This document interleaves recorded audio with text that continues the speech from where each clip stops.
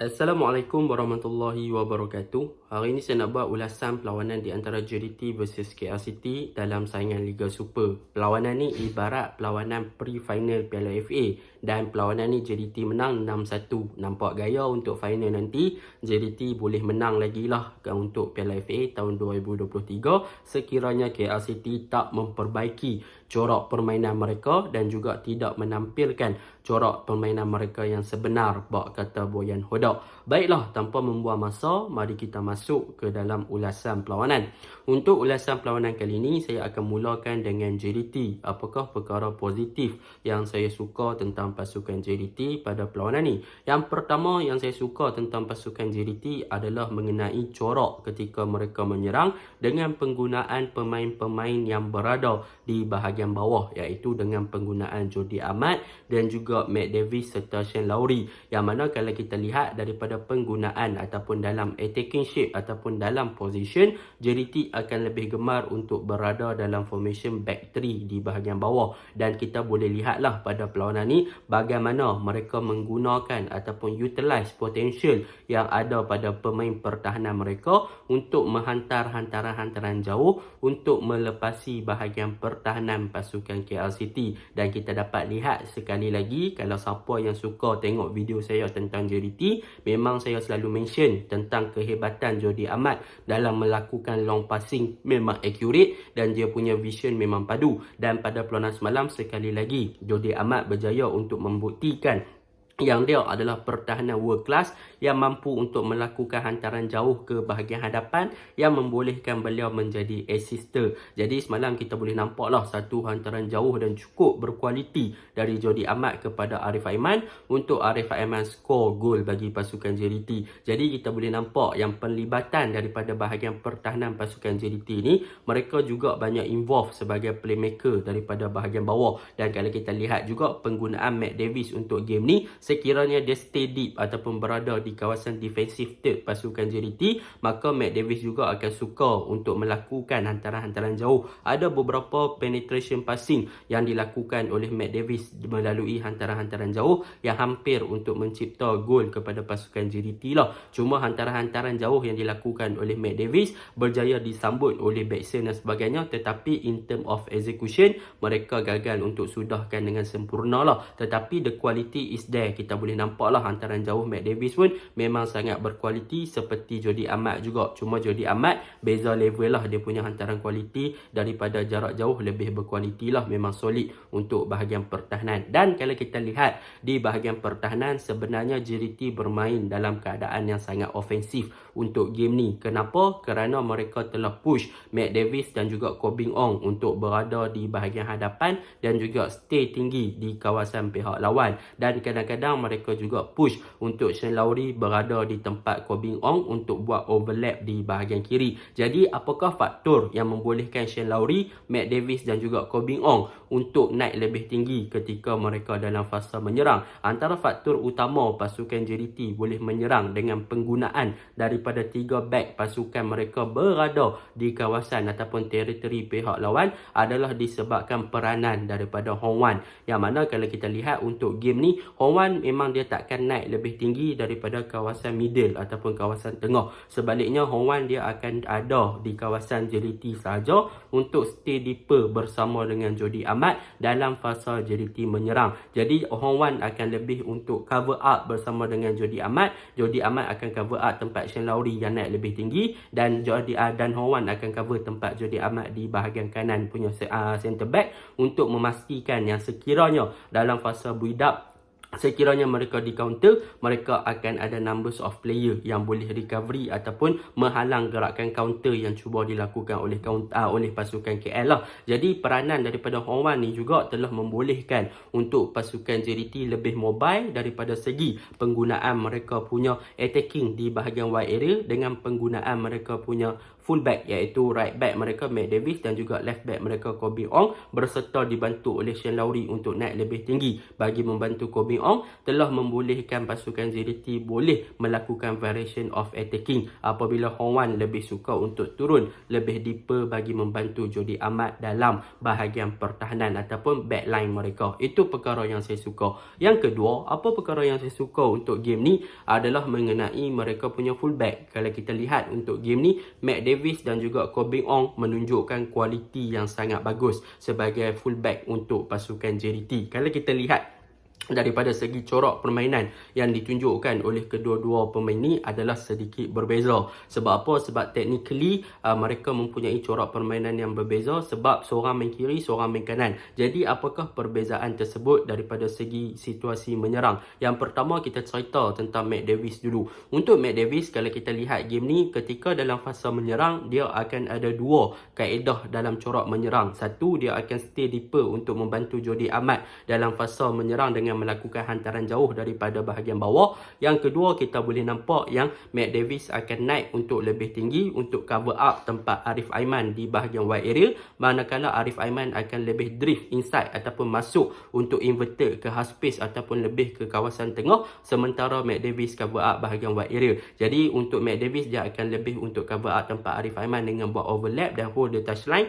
dan Arif Aiman akan lebih masuk ke bahagian tengah untuk memberi bantuan kepada Diogo dan juga Backson kepada bahagian attacking third pasukan mereka lah. Dan daripada fasa menyerang, kita boleh nampak kualiti yang ada pada Matt Davis ketika fasa menyerang, ketika beliau cover up ataupun hold the touchline ataupun cover up bahagian wide area adalah daripada segi kualiti crossing, yang mana untuk game ni memang Matt Davis punya crossing marvelous lah, memang super, memang bagus. Dia punya on timing dia tu memang agak super dan pandai untuk mencari target man mereka yang berada di dalam kotak penalti, sama ada Diogo dan sebagainya. So memang kualiti attacking Matt Davis yang sebelum ni ataupun yang memang terkenal daripada zaman dia dekat Pahang, untuk game ni memang dia fully utilize kemampuan dia untuk menyerang dengan buat overlap yang sangat bagus bagi memberi supporting kepada Arif Aiman, dan dalam pada masa yang sama buat overlap untuk melakukan delivery ke dalam D-box. Itu untuk pasukan JDT. Dan dalam pada masa yang sama, kaedah yang lain adalah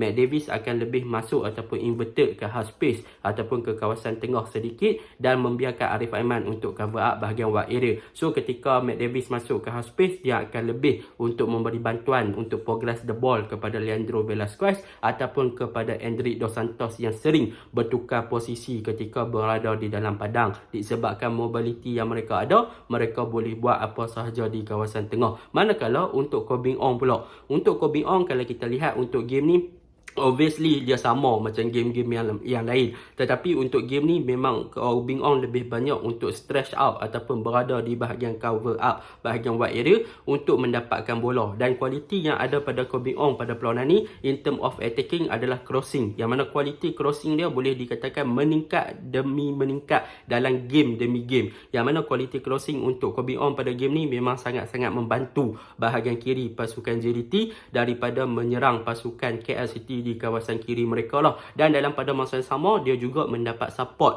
daripada Shane Lowry, yang mana kalau kita lihat Shane Lowry untuk game ni banyak naik untuk cover up ataupun buat overlap di bahagian kiri untuk membantu Kobe Ong di kawasan kiri supaya Kobe Ong tidak terlalu isolated, bermaksud tidak terlalu berkesorangan. So bila Shane Lowry naik buat overlap dan sebagainya, maka Kobe Ong akan passing ataupun buka game kepada Shane Lowry, dan dalam pada masa yang sama Shane Lowry membantu untuk attract pertahanan lawan, fokus dekat dia dan memberikan kebebasan kepada Kobe Ong untuk membuat hantaran ataupun delivery ball ke dalam D-box. Dan benda tu positif lah kita boleh nampak. Dan kita boleh nampak juga penlibatan Kobe Ong ketika berada dalam fasa menyerang. Sewaktu JDT menyerang di bahagian kanan, maka Kobe Ong akan lebih suka untuk masuk ke dalam kotak penalti bagi menjadi orang yang boleh receive the ball juga. So akan ada numbers of player yang banyak untuk pasukan JDT bagi menerima hantaran dari Matt Davis atau Arif Aiman di bahagian bahagian kanan. So kita boleh nampak lah Kobe Ong pun ada dalam kotak penalty, boleh set up gol kepada Diogo siap. So benda tu positif side lah kepada pasukan JDT. Itu yang kedua.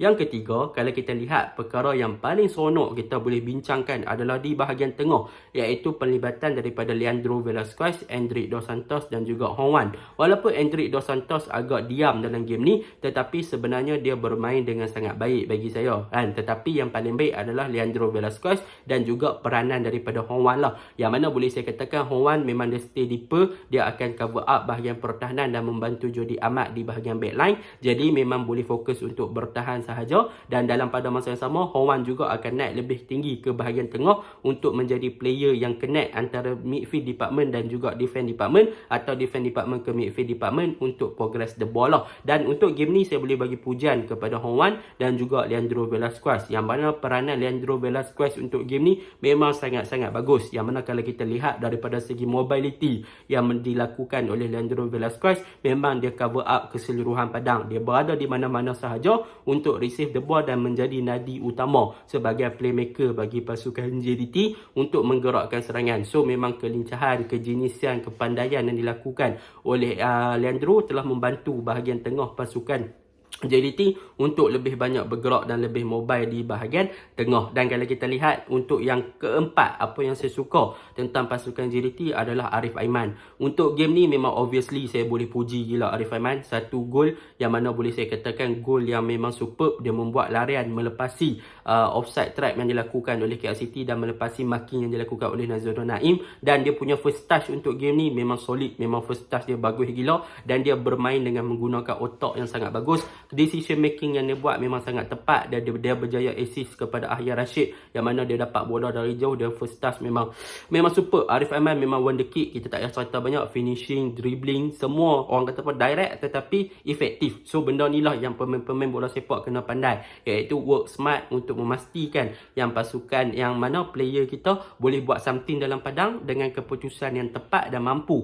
untuk memberi keputusan yang positif kepada pasukan. Dan yang seterusnya, untuk gandingan striker Diogo dan Bexon, sebenarnya kedua player ni memang sangat marvelous untuk game ni. Sebab apa? Sebab Diogo dan Bexon antara player yang mana membantu bahagian serangan pasukan JDT dalam perubahan formation 4-4-2, yang mana Diogo dan Bexon mereka saling melengkapi antara satu sama lain, yang mana mereka berjaya untuk set up satu sama lain. Yang mana Diogo set up Bexon, Bexon buat percubaan, Bexon set up Diogo, Diogo buat percubaan dan sebagainya. So benda tu memang suka tengok. Saya memang suka tengok gandingan Diogo dan Bexon ni. Mereka pandai untuk melengkapi antara satu sama lain. Connection antara mereka berdua ni telah membolehkan JDT berjaya untuk create banyak peluang kan. Jadi mereka boleh execute and so benda tu positive side lah untuk pasukan JDT. Cumanya apa yang kurang antara kedua-dua player ni, boleh dikatakan dari segi finishing mungkin Bexon agak kurang luck game ni, dan Diogo pun dia lebih suka untuk score dengan cara yang difficult ataupun yang susah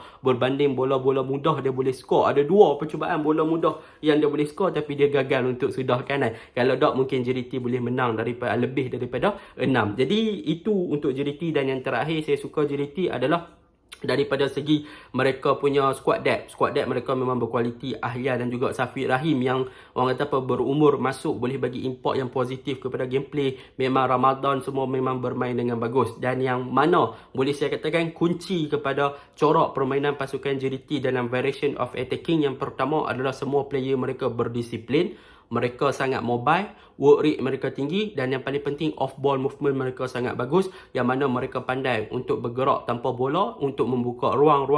So mereka ada banyak option untuk change side dan juga mencipta gerakan-gerakan yang menarik. So off ball movement ni sangat penting dalam bola sepak untuk memastikan sentiasa ada ruang bagi melakukan passing ke bahagian hadapan. Jadi game semalam memang superb lah. Kita tak boleh nak kata banyak lah. Memang bagus. Memang sangat-sangat mantap. And untuk pasukan KL City, bagi saya untuk game ni, mereka berjaya dapat satu gol. That is a good thing lah kan. Tetapi lepas 6 gol is a bad thing. Yang mana boleh dikatakan defense mereka tak compact macam selalu. Man to man marking mereka tak menjadi. Low block mereka senang untuk di penetration. Dan kita boleh nampak yang mereka kalah daripada segi aerial duel. Yang mana banyak hantaran-hantaran tinggi dilakukan oleh pemain JDT gagal untuk dikeluarkan dengan baik. Bahkan mereka tak menghalang pemain-pemain JDT untuk melakukan blocking daripada melakukan crossing dan sebagainya. Memang kita nampak berbeza antara kedua-dua pasukan punya pressing dan juga JDT punya pressing. Memang in term of pressure memang agak berbeza. Leandro punya pressing kita boleh nampak dia tutup passing lane, dia target bola.